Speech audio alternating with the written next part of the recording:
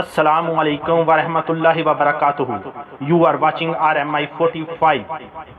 اس channel کو subscribe, like and share کریں تاکہ آنے والی نئی ویڈیو سب سے پہلے دیکھ سکیں۔ حضرت عائشہ رضی اللہ تعالیٰ عنہ یہ بھی بیان کرتی ہیں کہ رسول کریم صلی اللہ علیہ وآلہ وسلم عبادات میں جتنی محنت رمضان المبارک کے آخری عشرے میں کرتے تھے اتنی کبھی نہیں کرتے تھے۔ صحیح مسلم 1175۔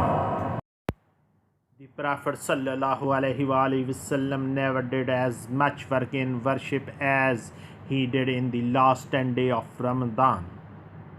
Sahih Muslim 1175۔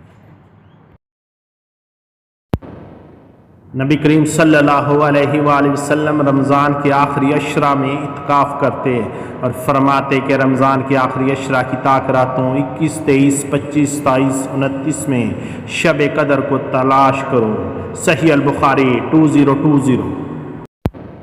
The Prophet sallallahu alaihi wasallam used to observe itikaf in the last 10 days of Ramadan and say seek Shab Qadr in the last 10 days of Ramadan. Sahih Bukhari 2020۔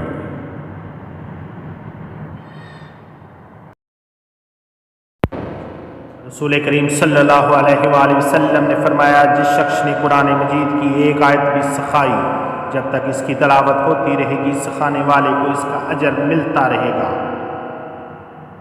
حدیث نمبر 1335۔ حضرت محمد صلی اللہ علیہ وآلہ وسلم whoever teaches a verses of the Quran as long as it is recited, the one who teaches it will be rewarded۔ 1335۔ حضرت محمد صلی اللہ علیہ وآلہ وسلم نے فرمایا روزے دار کی دعا رد نہیں ہوتی۔ 6184۔ The Prophet صلی اللہ علیہ وآلہ وسلم said, the supplication of a fasting person is not rejected۔ 6184۔ حضرت عائشہ رضی اللہ تعالیٰ عنہ سے روایت ہے کہ جب رمضان کا آخری عشرہ آتا تو نبی کریم صلی اللہ علیہ وآلہ وسلم اپنا تہبند مضبوط باندھتے، یعنی اپنی کمر پوری طرح کس لیتے اور ان راتوں میں آپ خود بھی جاگتے اور اپنے گھر والوں کو بھی جگایا کرتے۔ صحیح البخاری 2024۔ When the last 10 days of Ramadan came, the Prophet sallallahu alaihi wasallam would fasten his apron tightly, that is, he would tighten his waist completely, and at night he would wake up himself and his family۔ Sahih al-Bukhari 2024۔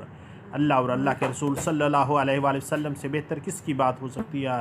اللہ تعالیٰ اس کو خوش و خرم رکھے جو حدیث سن کر اس کو آگے بیان کرے۔